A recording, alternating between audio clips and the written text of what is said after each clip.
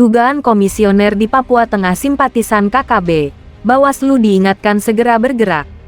Badan Pengawas Pemilu Bawaslu (RI) diingatkan tak sekadar berkutat pada upaya klarifikasi terkait upaya menyelisik dugaan adanya komisioner Bawaslu di Papua Tengah simpatisan kelompok kriminal bersenjata KKB. Menurut Sekretaris Jenderal Komite Independen Pemantau Pemilu KIP Kaka Suminta, Bawaslu sepatutnya bergerak menempuh langkah konkret untuk menyingkap secara jelas temuan itu.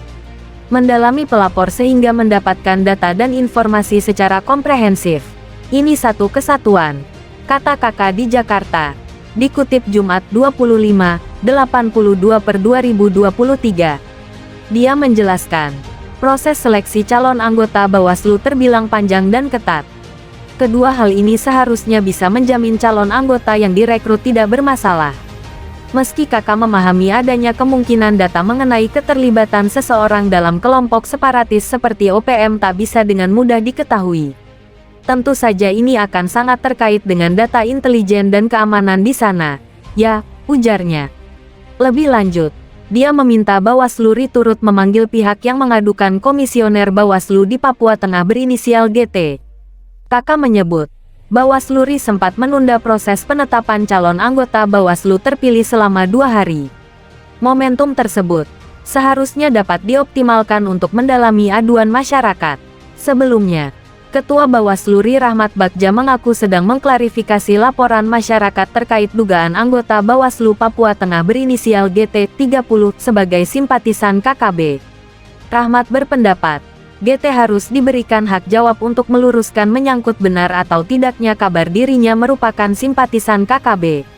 Apakah yang bersangkutan memang diindikasikan termasuk organisasi Papua Merdeka (OPM)?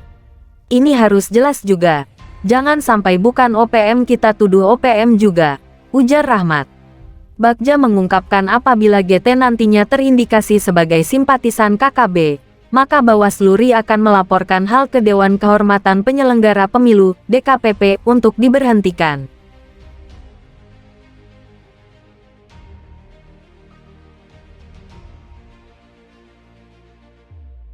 Pimpinan TPNPB OPM sebut Indonesia tidak berhak memerdekakan Papua, dia hanya satpam Amerika.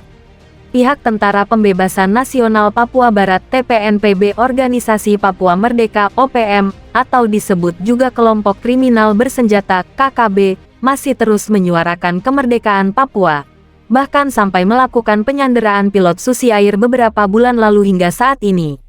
Penyanderaan Kapten Pilot Philips Max Martin merupakan salah satu usaha dari TPNPB OPM dalam memperjuangkan kemerdekaan Papua. Akan tetapi pihak TPNPB OPM juga mengakui bahwa sebenarnya Indonesia tidak berhak memerdekakan Papua karena ada pihak lain yang berkuasa. Hal tersebut diungkapkan oleh Yefri P. Bomanak mengungkapkan bahwa sebenarnya Indonesia tidak berhak memerdekakan Papua karena ada pihak lain yang berkuasa di atas tanah Papua. Menurut Yefri yang merupakan Ketua Tentara Pembebasan Nasional Papua Barat Organisasi Papua Merdeka TPNPB OPM, dua negara yang memegang peranan penting di tanah Papua adalah Amerika dan Belanda.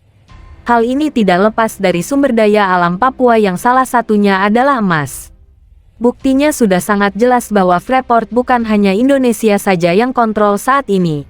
Mulai dari 2021 Inalum menyatakan bahwa dia kontrol dengan pembagian 51% tetapi angka nominal daripada 51% tersebut tidak jelas dan sesungguhnya 90% masih dikuasai oleh Amerika. Jelas Yefri. Yefri menambahkan bahwa terdapat 24 kroni-kroni Amerika dan yang terjadi pertanyaan besar saat ini apakah Indonesia mau terus diperalat oleh Amerika untuk melakukan banyak dosa di atas tanah Papua? Atau tetap menjadi satpam Amerika, tambah Yefri. Menurut Yefri saat ini Amerika secara sembunyi-sembunyi di belakang mendesain semua strategi untuk mencuri semua kekayaan ekonomi dengan mengatasnamakan demokrasi, hak asasi manusia. Dalam wawancara di channel YouTube Paradoks Papua, Yefri mengungkapkan bahwa pencurian besar-besaran dengan mesin-mesin raksasa yang bekerja siang malam di tanah Papua. Bahkan mereka menghancurkan tempat-tempat sakral dan kudus serta sumber kehidupan orang Papua dihancurkan.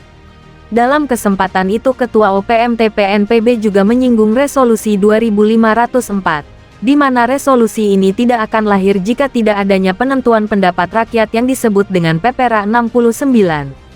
Resolusi 2504 ini juga tak lepas dari New York Agreement, yang mana saat itu pemerintah Indonesia memiliki tekanan politik sebagai negara Indonesia baru saja merdeka.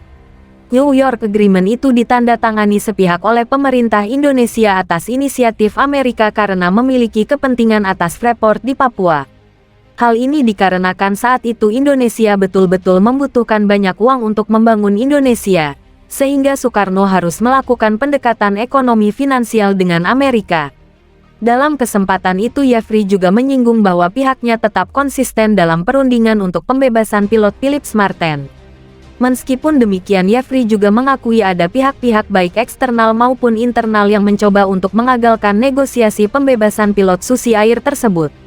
Sayangnya Yefri tidak mengungkapkan kondisi dari pilot Susi Air yang telah ditawan sejak awal tahun 2023.